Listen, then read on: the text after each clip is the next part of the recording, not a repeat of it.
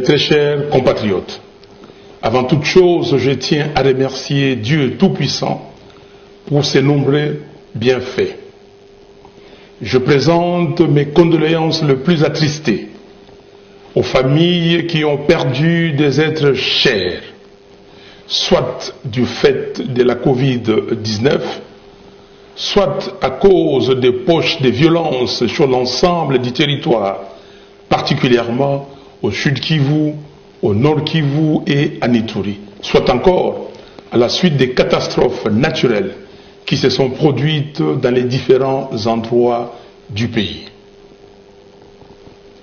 J'exprime ma compassion à l'égard de nos compatriotes qui se battent courageusement contre la maladie, ainsi qu'à ceux des Goma et des environs qui continuent de souffrir des effets de l'éruption du volcan de Nyiragongo. Ce 30 juin, j'ai une pensée pieuse pour toutes les victimes de l'intolérance dans notre pays. Depuis 2019, la répression des manifestations a malheureusement fait encore des victimes. Je pense particulièrement à Paluku Kamala Defao, froidement éliminé le 30 juin 2019 à Goma, à Obadi Mouindo, tué à Beni le 23 novembre 2019, à Freddy Kambale, abattu à Goma le 21 mai 2020, et à Mama Fwamba Futila, assassiné le 24 avril 2021. Que leurs âmes reposent en paix.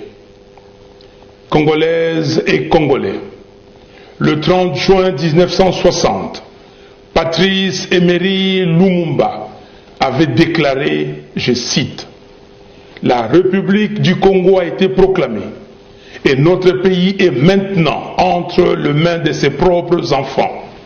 Ensemble, mes frères et sœurs, nous allons commencer une nouvelle lutte sublime qui va mener notre pays à la paix, à la prospérité et à la grandeur. » Fin de citation.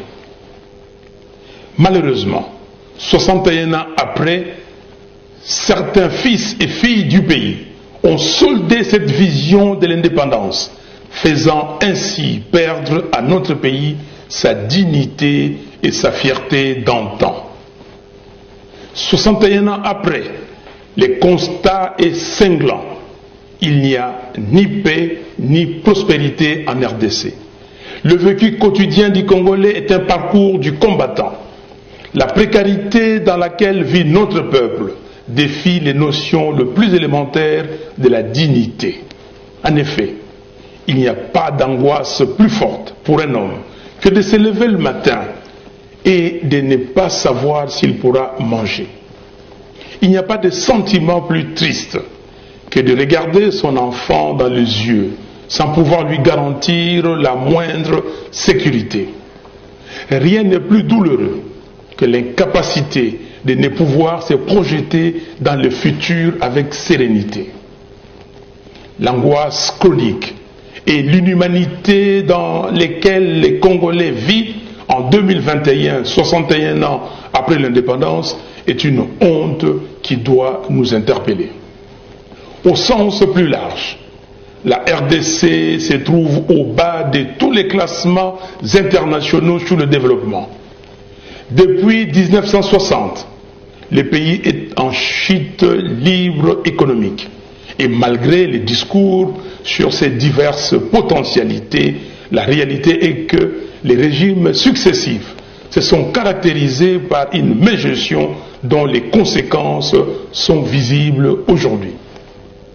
Dans quel état psychologique se trouvent aujourd'hui les Congolais qui avaient nourri et fondé tant d'espoir en l'avènement d'un nouveau pouvoir, censé être porteur de changements dans leur vie quotidienne?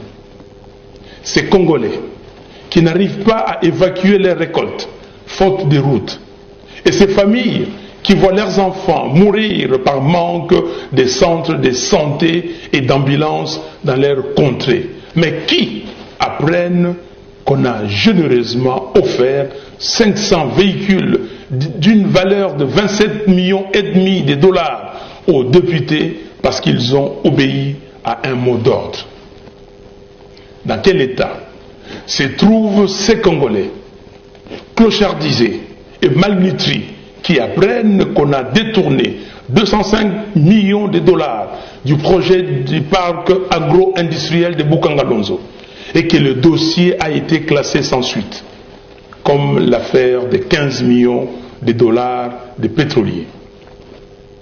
Que disent les millions de chômeurs congolais quand ils apprennent que la commission électorale nationale dite indépendante a dépensé près d'1 milliard de dollars du contribuable congolais sans rendre le moindre compte? Comment se sentent les populations sinistrées d'Ouvira, de Goma et de tant d'autres territoires du pays qui apprennent qu'un groupe de nouveaux riches dilapide chaque jour l'argent de l'État? Que dire alors des éléments de nos forces armées et de sécurité qui n'ont pas suffisamment de rations alimentaires et d'équipements lorsqu'ils apprennent qu'une grosse partie des 450 millions de dollars affectés au programme de 100 jours a été dilapidée?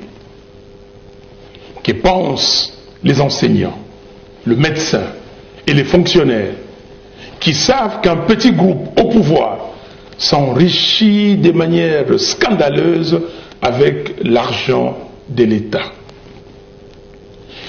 Comment ces millions de Congolais qui n'ont pas accès aux services sociaux de base, eau, électricité, habitat, hygiène, santé, transport, vivent-ils leurs conditions quand on leur dit à longueur de journée que les entreprises publiques sont saignées à blanc par le mandataire public en toute impunité?